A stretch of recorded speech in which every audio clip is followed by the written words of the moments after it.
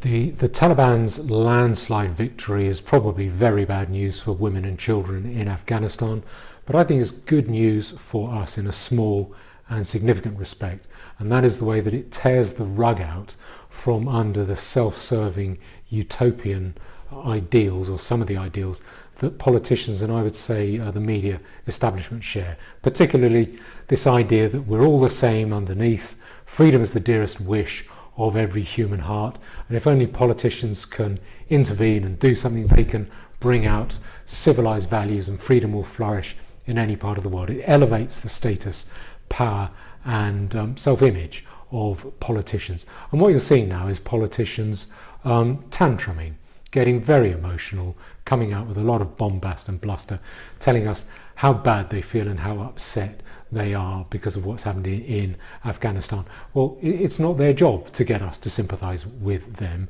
They are paid and elected, in large part, to keep the gobshite shut and do their job, which here they failed to do.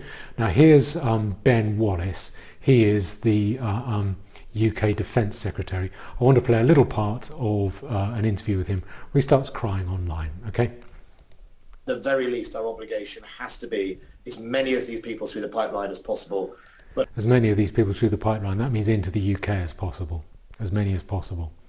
I think I also said, it's a really deep part of regret for me. Some people won't get back.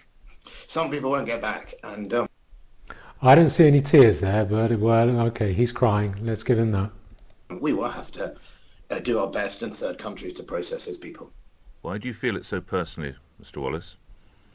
Because I'm a soldier. Because it's sad, and the West has. He's crying because he's a soldier. Okay, well that adds up. Now that's silly. That's just tantruming. The next one I want to look at is a speech by an MP called Tom Tugendhat. I thought it was a revolting speech, but it's been praised to the skies by fellow MPs and by organisations like the BBC. A very moving, emotional speech. Well, no, I think it was self-pitying. Let me play it from the start, or part of it from the start, where he goes for the emotional jugular right from the beginning, really trying to work up sympathy for the way he feels.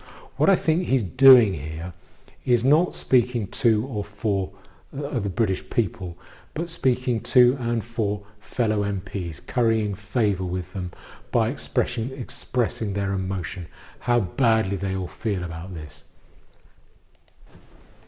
Like many veterans, this last week has been one that has seen me struggle through anger and grief and rage, the feeling of abandonment of not just a country, but the sacrifice that my friends made. I've been to funerals from Poole to Dunblane. I've watched good men go into the earth, taking with them a part of me and a part of all of us. And this week has torn open some of those wounds, left them raw, left us all hurting. Left us all. I don't think he means left all British people hurting. I think he means leaving MPs hurting, because their self-image has been, or a big part of their self-image has been destroyed. When you attack someone's self-image, you attack them, and they don't like it, and they tantrum. So I mean, this speech, it goes on. He then, that's him setting out his emotional stall. He goes on about children, his children going to school, someone entering the base with a dead baby. I mean, he's really trying to pull all the heartstrings. Here's where he slags off Joe Biden for saying that the Afghan army ran away. Be recognised by such an extraordinary unit in combat.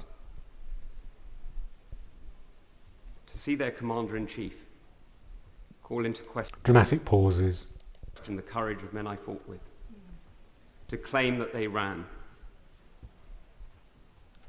It's shameful. Those who have never fought for the colours they fly should be careful about criticising those who have. Yeah, it is shameful to say that the Afghan army ran away, because it's a lie. They did a lot worse than run away.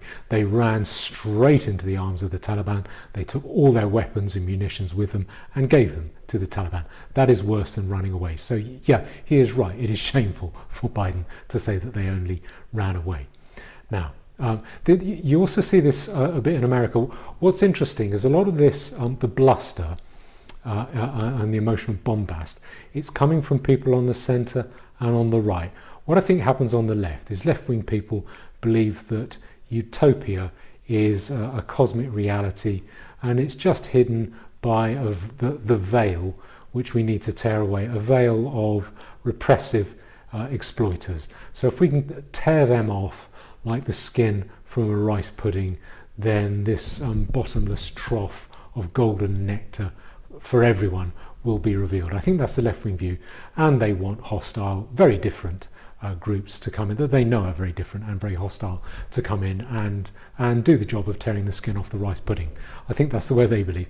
And right-wing conservative people have felt they need to meet that idealism with an idealism of their own, and they've done it by adopting the ideal that wherever we are all the same, really, that we all want the same things. Freedom is the dearest wish of every human heart. In America, that has been, by some people, a return to the pure milk of the Declaration of Independence and parts of the Constitution.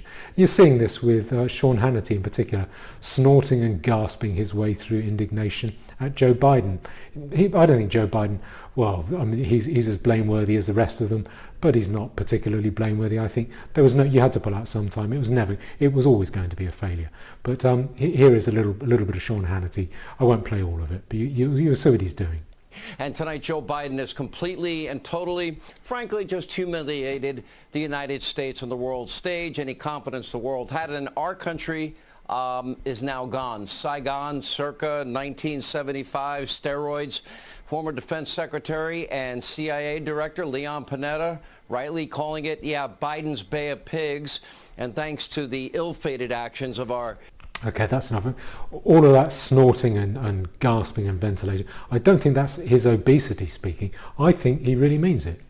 And the reason I know, the reason I say there was no chance of a good outcome in Afghanistan is that it's been pretty much obvious time and time again. You don't have to look very far under the surface to realise. If I go first to a little video that was, I think this comes from 2007, I recall seeing something like this in about 2003, 2004. And this is the American army trying to teach Afghan security forces jumping jacks. Okay, it's quite funny. 1, 2, 3. 1, 2, 3. 1, 2, 3. 1, 2, 3. 1, 2, 3. 1, 2, 3. 1, 2, 3. 1, 2. That is not incompetence. That is passive aggression. That is subversion. When you see Taliban fighters, they have a firm, secure grip on their weapons. They want to fight. They want to shoot. They want to kill. These guys, they want the money and they want to undermine American efforts. That in itself should have been a telltale. So fast forward 6 years to 2013. There's a documentary by Vice, of all people, saying that it was called This Is What Winning Looks Like. It was about sexual abuse and drug abuse and corruption within the Afghan security forces as they're getting trained by American Marines. And this is about the drug abuse. It shows trainee security forces men out of their boxes on heroin. Okay, look at this guy. He can't even tie up the sandbag. The checkpoint was smoking weed, which is kind of normal.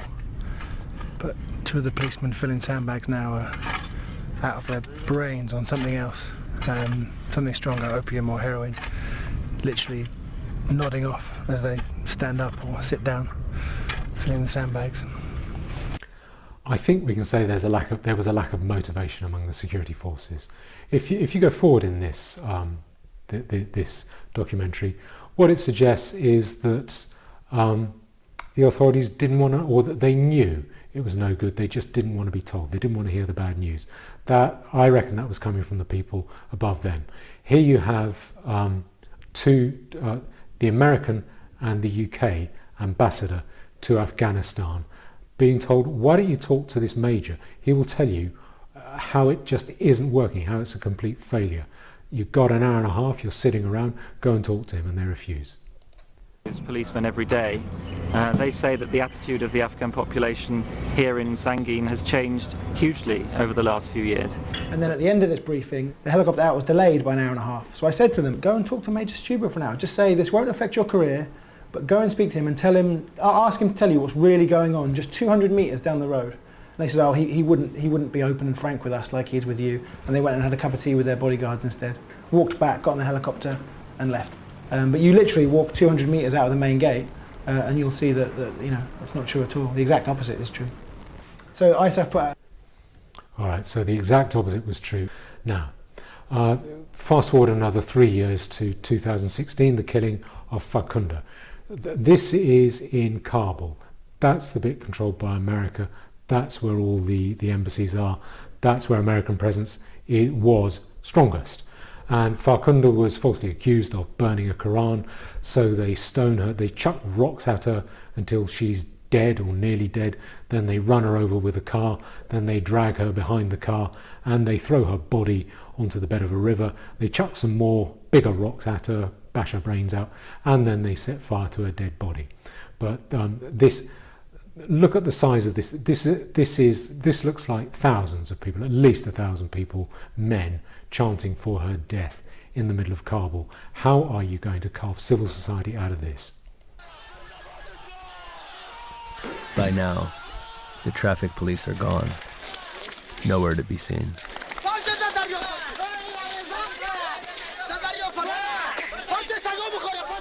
The men begin to deliberate what to do with the body.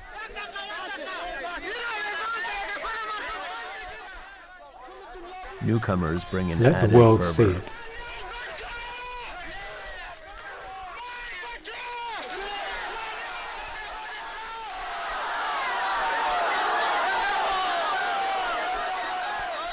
Then they throw Farkhunda's body onto the riverbed. The men hurl stones at her, over and over again.